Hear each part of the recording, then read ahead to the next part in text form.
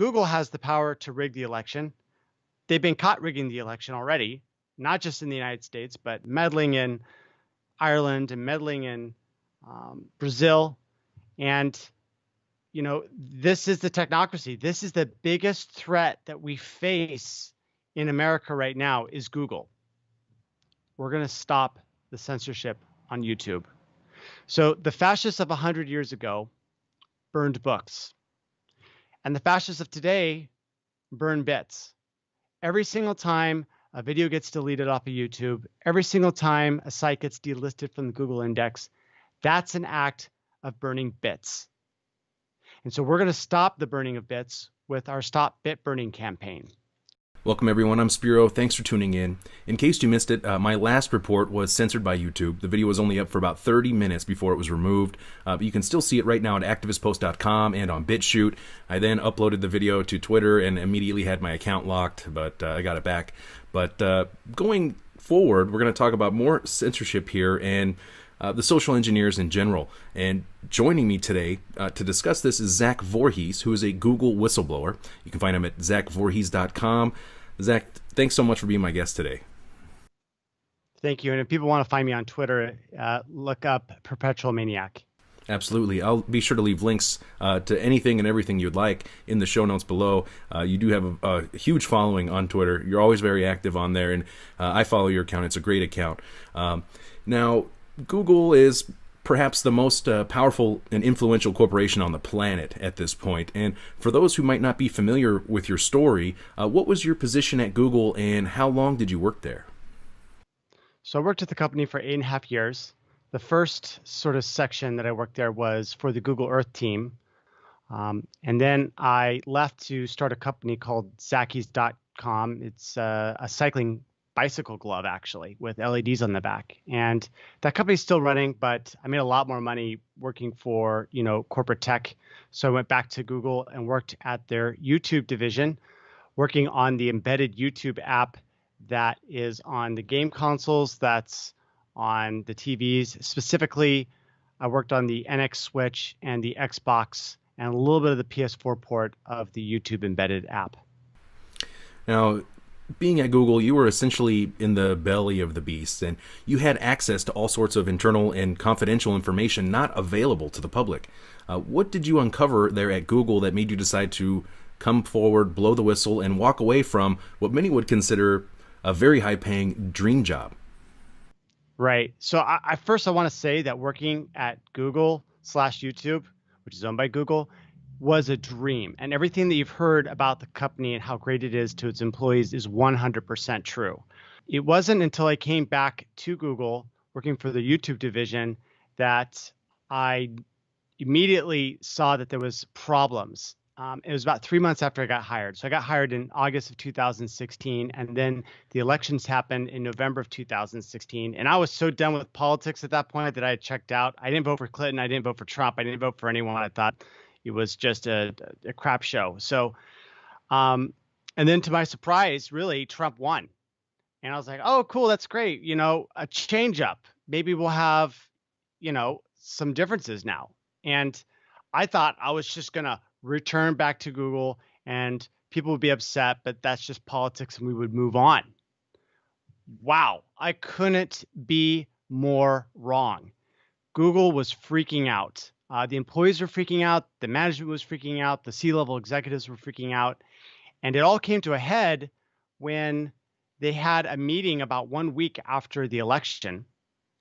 And in this meeting, they said some really inappropriate things for the C-level executives, saying that, for example, Sergey Brin, the founder, said that he was personally offended at the election of Donald Trump, and that he thought that this nationalism would just be like a blip on the screen in history. The CFO recounted how she was having a discussion with the New York office about how they were going to lose this election. And I'm like, lose this election? It's not Google's to lose. It's the American people's election. But the most shocking thing for me, and it actually went over most of everybody else's head, the significance, was a question asked by the CEO, Sundar Pichai, about what the most effective thing that Google had done during the election. And his response was very troubling. He said that it was the suppression of fake news by their machine learning algorithms, and that they were going to be expanding on that. And I went, wait a minute, we're filtering fake news? Like, when was that decision made? Because, their mission statement is to organize the world's information and make it universally accessible and useful. When did Google get into the business of filtering fake news? So I thought to myself, you know what? I'm going to figure out what this fake news definition is, because I just like to research. It's kind of my deal.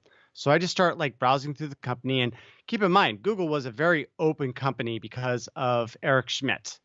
And so as a result, I can just go and look at what other teams are doing. So I started looking at what the fake news team was doing. And they actually had I use the term team loosely, but they had like an organization that was generating design documents on defining what exactly fake news was. And when I looked through the definitions, it turned out that like 4 out of 5 all had to do with Hillary Clinton. And I was just like, wait a minute. Is this about filtering fake news, or is this about, helping a candidate? It seemed to be like it was a political play. And so I thought to myself, well, if there's, such a thing as fake news that's going to be defined at the company, then there's going to be something that executes the fake news classification and removes them from the search, the YouTube, the Google News. And so I sought to try to find out what that project was. And I found it. And the name of the project was called Machine Learning Fairness. And over the course of a couple of years, I gathered intelligence on this from within inside the company with publicly available documents.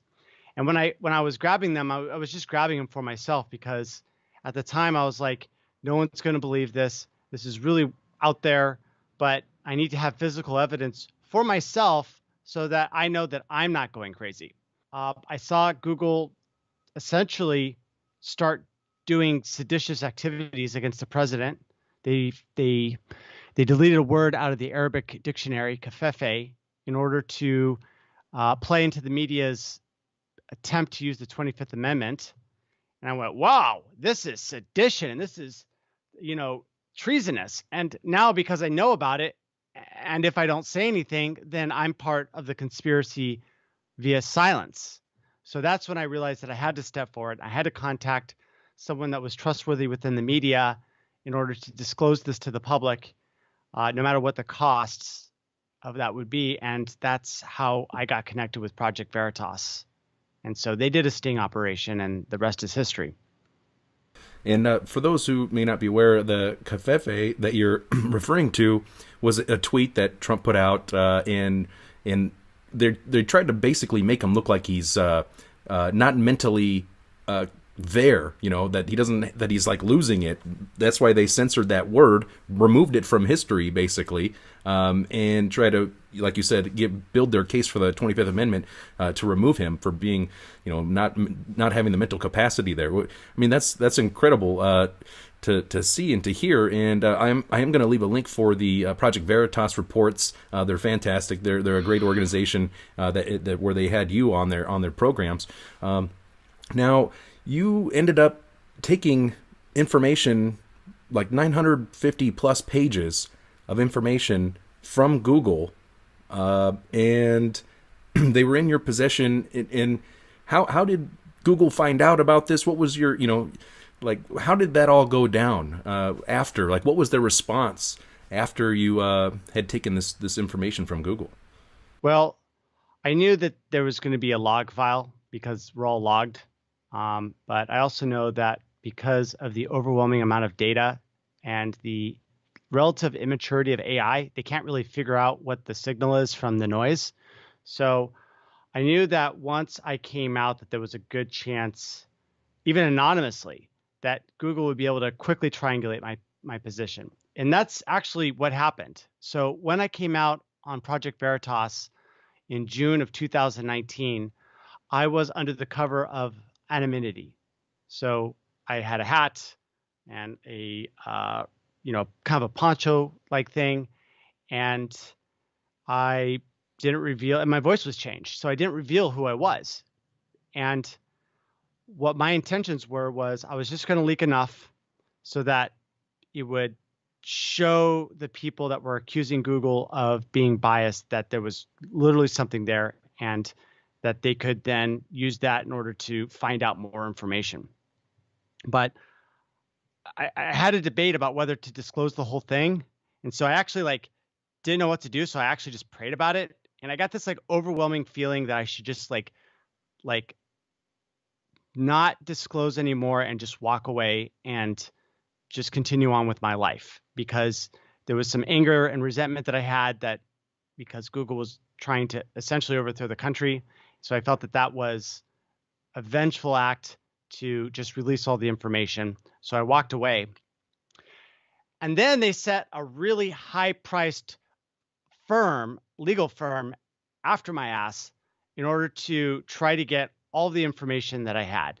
I guess they're able to kind of figure out that it was me that was, doing all this within a couple weeks. So that letter arrived, and then I was like, oh boy, I'm in trouble. And I talked to a few lawyers, and they're like, oh yeah, they're going to ruin your life now.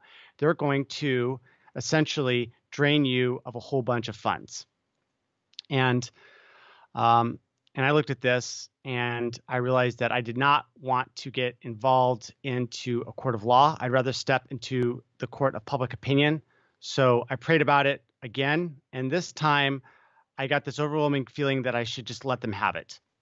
So I don't know if that was God or what exactly happened. I just know that that was the overwhelming message that I got when I prayed really hard about it. And so what I did is I called up James O'Keefe and I said, look, they're after me now. There's also an anonymous troll that I was able to trick into hitting a link that we controlled. And we were able to see that the IP was actually originating from Google. This is how dumb they are. They literally sent a troll that was from the Google Indianapolis office. And they were trying to harass me and out me and call out my name because I was all anonymous on Twitter, that I was the leaker. So I knew bad things were on my way. So I set up a dead man switch. I said, James O'Keefe, if I die, then all documents go into the public domain. I then go to Twitter and I post essentially the same thing. And there's a it's still up there. There's a picture of a dragon that's about to kill a guy. He's got him wrapped up in his tail, and then it's the last finishing blow. The guy stabs the dragon in the heart. That was my message to Google. Hey, you do this, and you whack me, and everything's going to come out. And that's not. Pardon the interruption, Zach. That's. I mean, you're not being dramatic when you say this. I mean, this is a very, very powerful organization, wealthy beyond anyone's imagination, powerful, and like you said, they are politicized at this point, and you're about to expose major corruption and just all kinds of things that Google kept very close to themselves, that they did not want out in the public. So when I don't think you're being dramatic or blowing this up at all by any means when you say that you were fearing for your life. I mean, I can only imagine. Oh yeah, I mean, there's actually been a lot of plane crashes in the Bay Area and a lot of suspicious deaths of CEOs and stuff and founders. And so I had no qualms. I mean, I'm dealing with huge firepower. Google has a lockdown on the technology of the freaking globe, and I'm challenging that established power. And the only thing that I have as leverage is the fact that I can kind of trigger an awakening by revealing what Google's doing to, the common person that's still asleep about this. So I let them know that they were going to walk into a trap if they did anything. Sure enough, 4 hours later, the cops were at my house trying to get a wellness check on me. And I was like, hey, I'm not going to answer the door, right? They don't know that I'm here. Well, they somehow figured that I was there anyway, so they just set up watch, and maybe they were tracking my cell phone. I'm not entirely sure, but they just assumed that I was there and then shut down the streets from 20th in Valencia to 22nd in Valencia. They used a flimsy excuse to call in a bomb threat and get the bomb squad at my house. What had happened was my roommate, who's super hot, she like does all these like stage performances at like Burning Man and these festivals around California. That's like her gig. And she had left a canister of denatured alcohol that she uses in her fire poi. And so it was this canister that was in a bag. It was like in a brown paper bag. And they looked at it and they said, oh, that could be like an incendiary device. So we got to make sure that it's not like a bomb. So they called in a freaking bomb squad on me. And so I remember I was sitting on my bed trying to get my mind off of all this, playing some video games to just, think about something else. When I started to hear this like helicopter, like encircling the house, and it started to get closer, and I was like, no, that would be paranoid to believe that this helicopter's for me. And so I kept on playing the video game, even though my adrenaline was now like raising. And now I hear this other helicopter come. So now there's like 2 helicopters flying low over my house. And so I get down on my hands and knees and I crawl next to a window because I'm like on the 2nd floor. So like I'm not at street level. I'm above looking down on everyone, and I'm able to like get to a window and look up, and there's like a helicopter like just hovering. And I'm like, this could actually be for me. And then I actually got a phone call from my friend who decided that he was going to come visit me and saw that the whole street was blocked off. And he talked to the cops and found out that they were there for me. So now he's calling me, trying to talk me out of the house. It's like, I'm talking to them. They're going to set up shifts. They're going to be here for 3 days.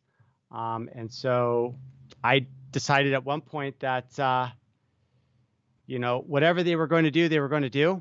So I might as well do it out in the public with everyone filming their cameras. And then good luck with if they try to do something funny for them to erase all that video. So I talked to the police over the phone. I negotiated to come out. I came out, recording with the phone in my hand, which I told them ahead of time that I would do. They gave me permission to go ahead and do that.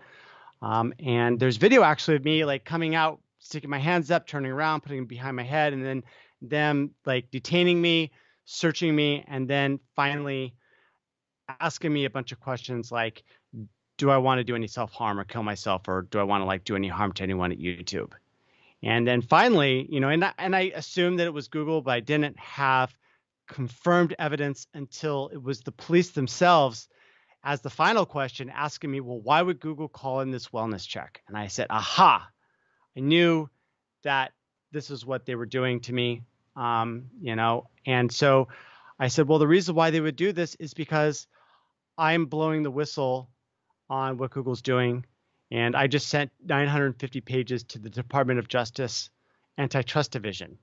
And the cop was like, do you have any evidence of this? And I said, yeah. And I pulled out my phone and I showed it to him. And on the phone was a picture of the letter that I had sent to the DOJ describing the contents of this dossier that I was sending them. So they were like, oh, okay, you're a whistleblower. And, they realized that I wasn't a bad guy, that they were just being used by Google. And I didn't really blame them. I wasn't really upset at them. They're just people doing their jobs. So, if you're just like an easy person to deal with, then they're going to leave you alone. So I joked with them.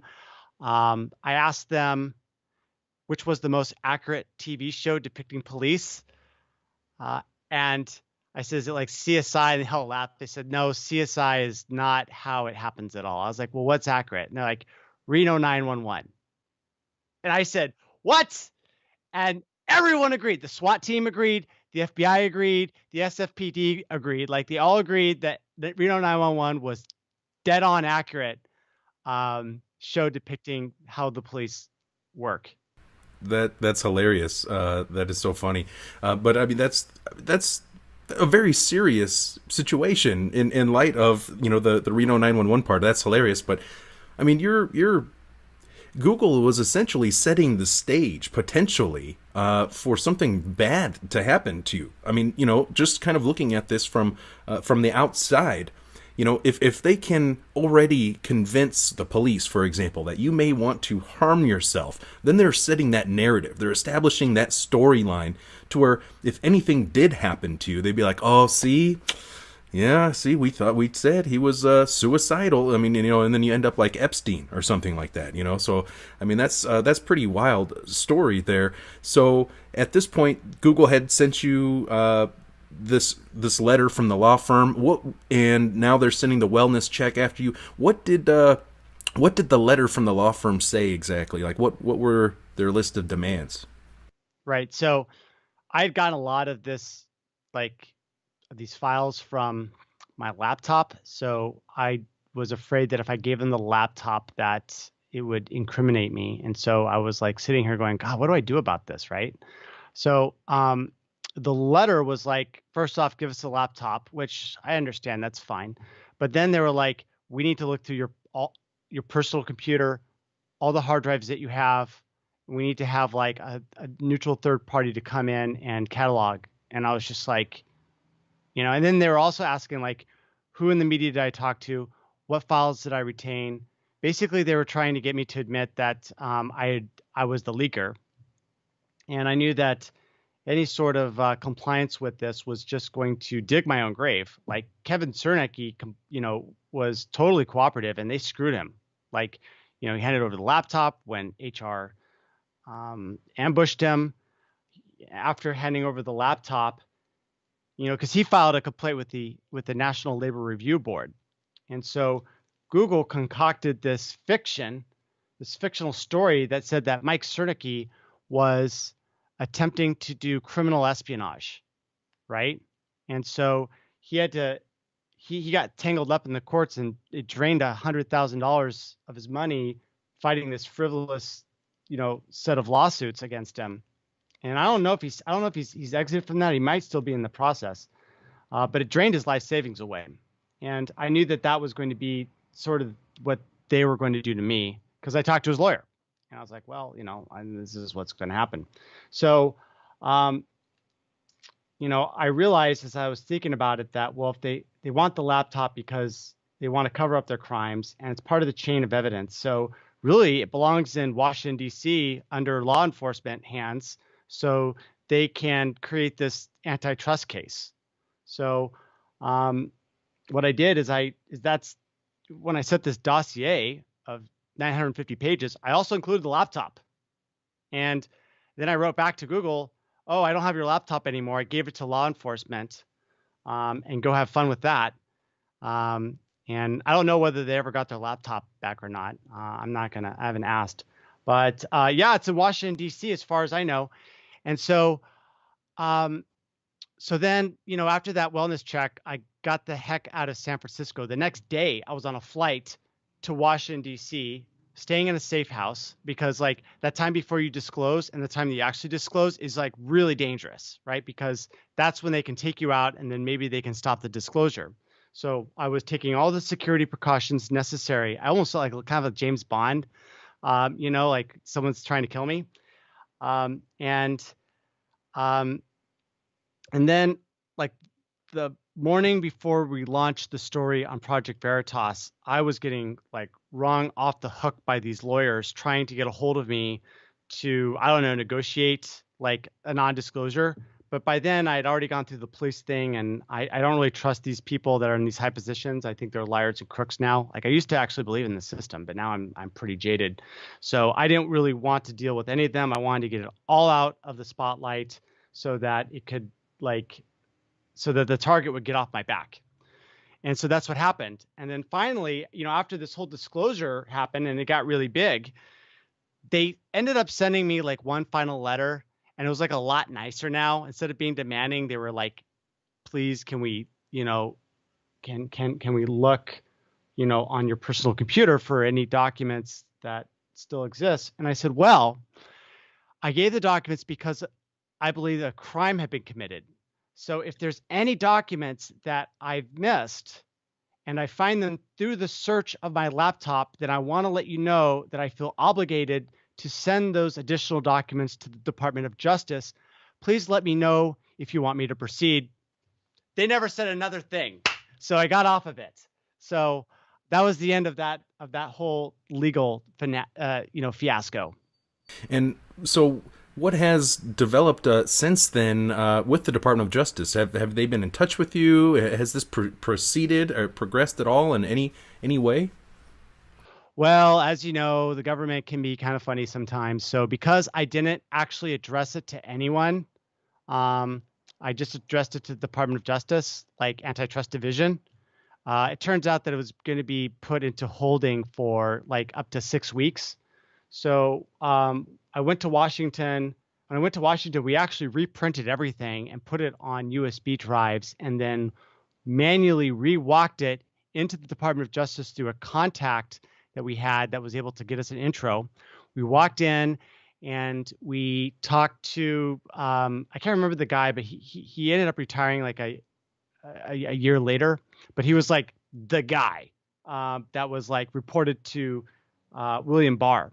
And he had 2 assistants. They took copious notes. We gave him the thumb drives. We gave him, the paper, and gave him pretty much everything. And so, and then, about a month later, the DOJ, the New York City, and 50 state attorneys filed they started an antitrust investigation. So I'm not saying that my evidence was what started that whole thing, but I find that it was pretty coincidental that I deliver this, and then a month later they're doing their antitrust divisions or their antitrust investigations. And now it's actually all 52 state attorney generals. That's all 50 states plus the 2 territories.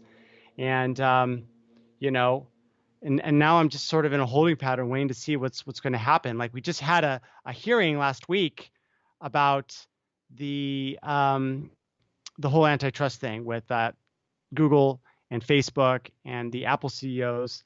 And, the content that I disclosed was actually, talked about in these hearings. So, that's impact. And I'm really happy. And I'm hoping that, that impact translates more into just talk and more into action. I think that action is going to happen. Like we're actually pretty much on the verge of something big happening with big tech. And actually, one of the biggest problems is that they're censoring conservatives and anyone that is a dissident reactionary and doesn't like what's going on. But also, a bigger problem is that they're taking all of our data and they're selling it to China. Yeah, data is very valuable, and they've been gathering it up. Excuse me. They've been gathering it up like crazy, and the same thing with like the NSA we've been seeing. They're just gathering every bit of information that they can scrape from you, and these hearings. Going back to the hearings from last week, it's it is interesting to see this start to roll out, and yes, some things need to happen, but at the same time, it's like these representatives need to have some experts in there on their side or something, because some of the stuff they seem kind of lost in, But what was your take overall of the hearings? Did you watch them last week? I did. I watched the whole 6 hours, and I've actually got some notes here. And essentially what the problem is that they've got these monopolies, right?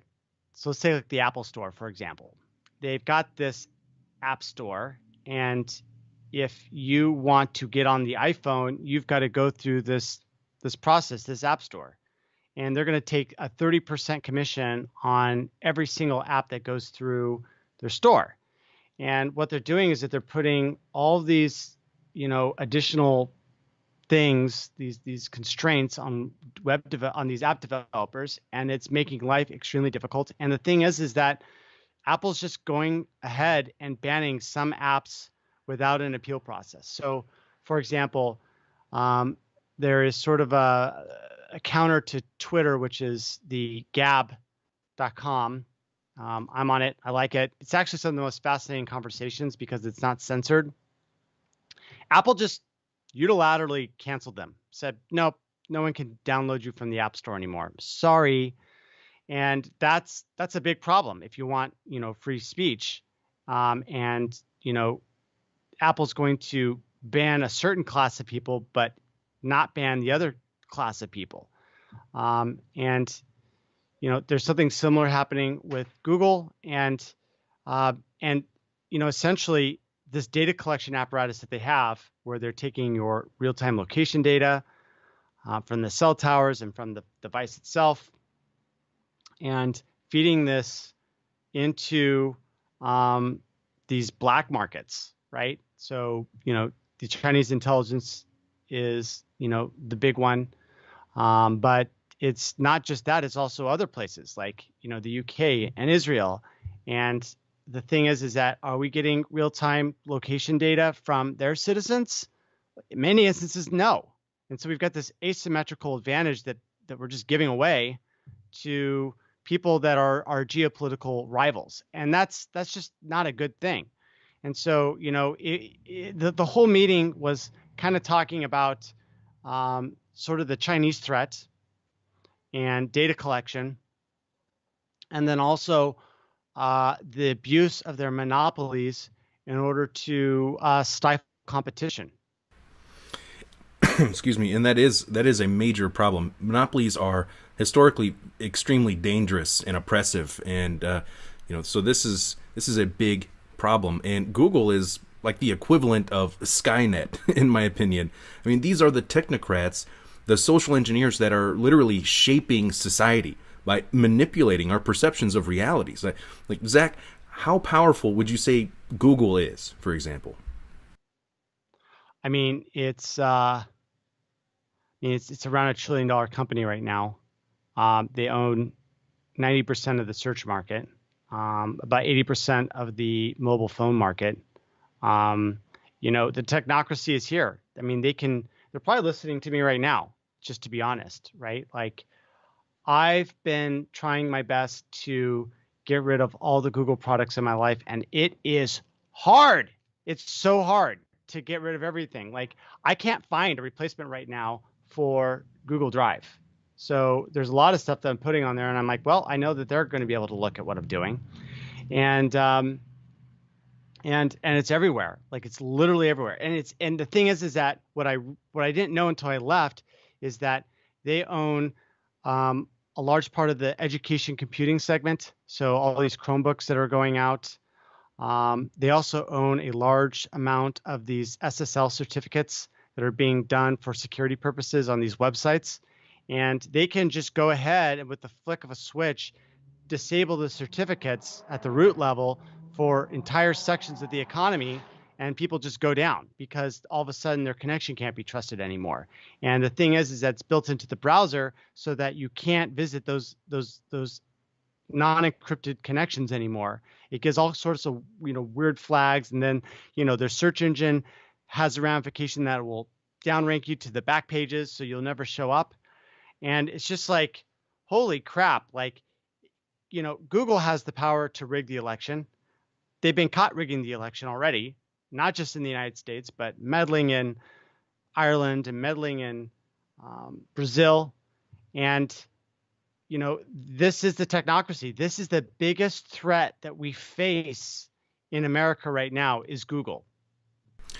I would have to absolutely agree, because we've been hearing government officials and the media warning about the Russians for years. Now it's been years, literally, how they're meddling in our elections and everything. But, to me, that's all come out to be false anyways. It was our own intelligence agencies that were meddling in the elections. And, personally, I'm more concerned about Google and our own intelligence agencies meddling in our elections. How concerned are you that they're going to try to influence the outcome of 2020 presidential elections here in the U.S.? Oh, it's already started. And I've been saying for a while now that this, I knew that it was going to be really bad. I knew this a year ago. I mean, it's the reason why that I decided to blow the whistle, because I wanted to give patriots a heads up that this stuff is coming down the pipeline. And by doing this a year ago, I gave a full year for everyone to prepare for the eventuality of what Google was going to do, and give ammo for the lawyers that are working on our side to be able to get at that electronic discovery, because, Google's got these giant walls, and whatever they want to, whatever is done, they want to make sure that some lawyer can't crack open that vault and start looking at all the documents. So, this is why I wanted to do this, was really to enable the lawyers to go after them. So it's, and you're seeing it right now, like a bunch of people are getting banned left and right on social media, Twitter, YouTube. Their voices are being silenced. If you talk about, that one drug, and I don't want to say it because I'm worried about your page. Go ahead and say it. Don't worry about it, or should I worry about it? No, go ahead. I believe you're talking about HCQ. If you say HCQ, then your page can get banned, right? Zero Hedge got banned because they outed the connection of the Wuhan and the coronavirus, and it's out of control. And clearly, China is, and this is the thing that I realized, is I didn't realize the scope that China was actually involved on a planetary scale, but they've got their fingers in everything. And I think that they actually have more influence in the world than possibly America at this point, not in a cultural way, but in a, like, we're buying up everything sort of way, right? Like I go to Costa Rica, or I hear about it in Brazil, and it's just like China's buying up this, China's buying up that, they're flooding in. When I left YouTube, it had gone from about like 30% Chinese to like 70% Chinese. I was like one of the few white people still remaining. And so I was just like, okay, well, this is interesting. Like, there's a bunch of Chinese nationals coming into the company. And so, right now what we're seeing that China is meddling in the election using these tech companies and the DNCs as proxies. That's very interesting. Personally, I'm not going to get into it, but since I already started to, I guess, it's basically two sides of the same coin is kind of how I looked at it. And if voting really mattered, they'd probably make it illegal anyways. But, That's true. But, you're right. We have been seeing a massive increase in the censorship, and it used to be more subtle, but right now it's more blatant and very much out in the open for everyone to see. And I believe that they're wanting people to self-censor as well, by just having that blatant censorship. So people are going to be like, like you were just concerned, and I would thank you for that, about saying hydroxychloroquine. You don't want to say it because you don't want my channel, this video, to get taken down. I understand. But I refuse to self-censor, and we can't cave in to, this technocracy, as you rightfully call it. But, ultimately, how dangerous do you believe that the censorship is or can be, if it keeps getting worse? And I mean, the worst case scenario, I mean, that could be an entire interview, me talking about the worst case scenario, because I've thought about this a lot. I'm like, what is the, final sort of extension of everything? Like, what's the final form? And the way that I saw it is that and a lot of this is actually from the QAnon phenomenon. I was like, well, what if they're able to generate something like the Q phenomenon, via AI with selective disclosures about truth. And then but then they're able to micro target that. And so it's let's say instead of a psychological operation that collectivizes, hundreds of millions of people, maybe you're just collectivizing 100,000. But instead of one, you've got, let's say, 1,000 of these, right? So now they go over the country, and now everyone's got this own selective truth about something, but they're siloed, so they're not sharing anything. And essentially, what you can do is you can balkanize the psychology space, the topology of these countries, into these bulk, where they don't share an ideology. They all think that they've got the right idea, and the end state is that they end up just fighting because they engage in some sort of victim culture that is perpetrated by this AI that's oh, they're doing all this stuff, and they really radicalize the people. And then they go and they try to talk to someone outside of their clique, and they realize that they've just got a totally different ideology that is fundamentally incompatible. Kind of like today's left versus right dialectic, but like, scaled up to like from 2 to 1,000. And, insert coin, create cult. That's essentially what, and I'm not saying that Q is a cult, but I am saying that a model like that through AI could create these auto cults where rich billionaires or the banking cartels just balkanize everyone up and then get them into perpetual like division and person conflict, and no one's got any idea of what's really going on. And we're just fighting all the time while they're slowly killing us down to like 100 billion people. Like that's the worst case scenario that I see. Yeah, and that's very interesting, and I mean it falls right into their divide and conquer strategy, which has been playing out for quite some time now, and I don't think we've seen as much division as is taking place right now. I think people are more divided than ever. And that keeps us weak, because if we're so busy fighting each other over frivolous things in the big picture sense, then we'll never see where the real threat is targeting all of us. We're all targets of this same system of oppression. Now, speaking about AI, I wanted to ask you about Google's AI project called DeepMind. What can you tell us about that? Because that sounds pretty scary. So, like, remember how chess AI, like a couple decades ago, was progressing like kind of like it was like, oh, it's getting better, and now they're like, oh, it can actually like defeat the chess grandmaster, and then it like exceeded that, and then they're like, wow, it had this like alien intelligence. But then they had this new benchmark, and they're like, Go is such a harder game that no AI will be able to defeat a human player for the next decade. And then it was like something like the next year or two after that. It was like DeepMind's like, ta-da, we beat everyone in Go, and we've mastered the game. And then like a year later, they're like, hey, instead of taking 3 months to train it, we're able to do the same training in 2 hours. And now, and the way that DeepMind works is that, they've got these like neural nets, and these neural nets are kind of like your brain cells. They pass along information when they got like inputs on one side, and then they fire off an action potential down the axon. And so neural nets kind of work as the same way. Like a single, simulated neuron has as inputs other connections, or in the beginning, it's actually the input, right? And it basically gets a signal, and then based upon certain weights of like certain patterns that it sees on its inputs, it will then fire its own output, which is the input to the next layer in the neural net. And that doesn't seem like it could actually, create an emergent intelligence, but it actually can, right? And the whole thing is, how do you train these things to fire in the proper sequence so that they can form, these logic centers that can solve problems? And so if you train these things on, let's say, like a game of Go, the neurons will self-organize in a way that allows them to maximize their chances of winning.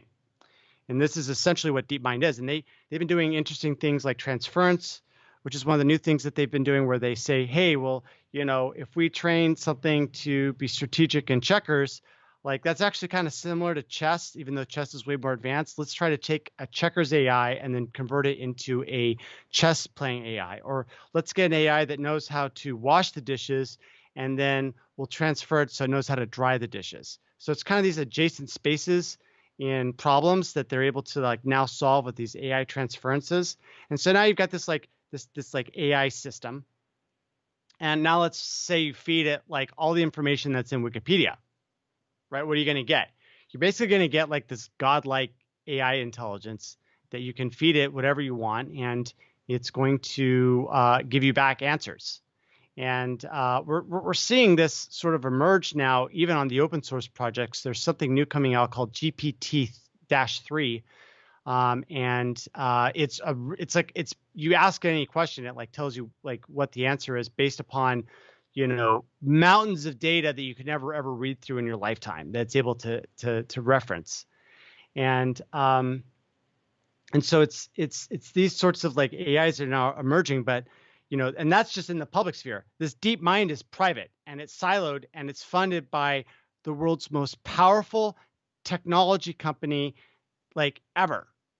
And this is a really dangerous thing, because not only is it a threat to humanity, but China has supposedly gotten access to this. And this is an open question of how much access that they have, because they had a Chinese national by the name of Feifei Lei, who was from Stanford. She came in Google, I think around like 2000, was it 17 or 2018? And she came in, and what she said is that when it comes to Google and AI, they don't have borders nor boundaries. And this is a really big problem because, you know, she helped establish Google's office in China. And because Google's a global corporation, one side of the hand, just like in the same way that I was able to see all the documents of fake news, you know, was this Chinese office able to see their DeepMind technology and get a copy of it? And if they got a copy of it, the issue there is that in 2017, the president of China stated that anything that was developed or available within China that had a military application had to be shared with the People's Liberation Army. I've got 5 minutes now before I got to go to my next thing. But, you know, the big question, and this actually caused Peter Thiel to write an op-ed in the New York Times accusing Google of treason.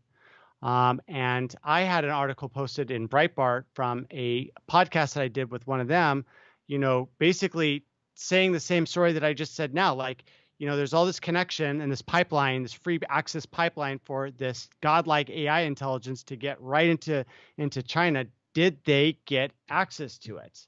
And we still don't have an answer on that, right? Like, Google's been very dodgy about whether China has, you know, and obviously we can't go to China and ask them like, hey, did you steal all this technology from us? Because they're going to be like, of course not. So, you know, that's the big threat. Like, what do they know and what do they have, and what are they going to use it for? Wow, Zach, you know, thanks so much for the time that you have. I know that you're running out of time. You got to get going, but real quick here, you have something big in the works taking place, mainly behind the scenes right now. But you can you tell us a little bit more about this project called Stop Bit Burning, and what can we expect from this? Tell us about this, please. We're going to stop the censorship on YouTube. So the fascists of 100 years ago burned books, and the fascists of today burn bits. Every single time a video gets deleted off of YouTube, every single time a site gets delisted from the Google index, that's an act of burning bits. And so we're going to stop the burning of bits with our Stop Bit Burning campaign. And our Stop Bit Burning is an organization with Dustin Nemos, who created this Q book. And we're basically using this where we go one, we go all mentality. And what we're doing is that we're collectivizing the YouTube people that have been censored, all the influencers, such as yourself. And what we're doing with this is we're going to launch a campaign to raise money from the audience members. You know, ask for $5, same as you would buy a copy. Just, you know, give it to us, and we'll protect the freedom of speech. And what we're going to do is we're going to take this money and we're going to file a class action lawsuit against Google for their collusion activities and for their torturous interference in the exchange of commerce, because that's what they're doing. And they're doing it for not good Samaritan reasons. They're doing it for a political agenda. And they need to be held account of what they're doing. And right now they're protected under Section 230 as long as they, you know, promise to not do any sort of censorship beyond censorship of the obscene. Well, obviously they're breaking that side of the agreement. And so we're waiting for the right moment to be able to launch this lawsuit, whether we get clarification from the FCC or Trump, or whether Steve Wozniak is able to succeed in his lawsuit against YouTube. And so right now, you know, we've been getting testimonies from YouTube content creators, and we've gotten a lot of influential people who I'm not comfortable saying who it is right now, but you'll know about it shortly. You know, by coming together, we believe that class action lawsuits can be really effective. And so that's what Stop Bit Burning is all about. You can find our website at stopbitburning.com and check it out. And if you know of an influencer Tell them about what we're doing. Sign up for a newsletter. It's tens of thousands already. And if you want to throw like a cup of coffee, like $5 our way, there's a donate button on there. You can go ahead and click it if you want. So that's what Stop Bit Burning is all about. Fantastic. Zach Voorhees, ladies and gentlemen, thank you so much. I'll leave links to stopbitburning.com. I'll leave links to zachvoorhees.com and to your Twitter and anything else you'd like as well. And definitely look forward to having you back again soon. Thanks so much for your time. And I'd like to thank the audience who watches and shares these reports. I can't thank you guys enough. Definitely share this information. This is important. And visit stopbitburning.com. Zach Voorhees, thank you. Any final points you'd like to mention? Spiro, I just want to say thank you so much for everything that you're doing. I'm getting into this fight because I want to protect voices like you, because like we've never had a decentralized news commentary system in the history of the planet, right? Well, I mean, I guess they did, like that's how the original one, but we haven't had it in the last 100 years. So what you're doing has tremendous importance, and I just pray that you just continue to just be a guiding light in these dark times. Thank you for everything, Zach, and I can't wait to watch this lawsuit come together, this class action lawsuit come together. It's very exciting. So look forward to talking again soon once this thing launches officially, and hope to have you back very soon, Zach. Thank you so much for everything you do as well. Thank you very much, Spiro. Take care. Bye. Bye. Thank you.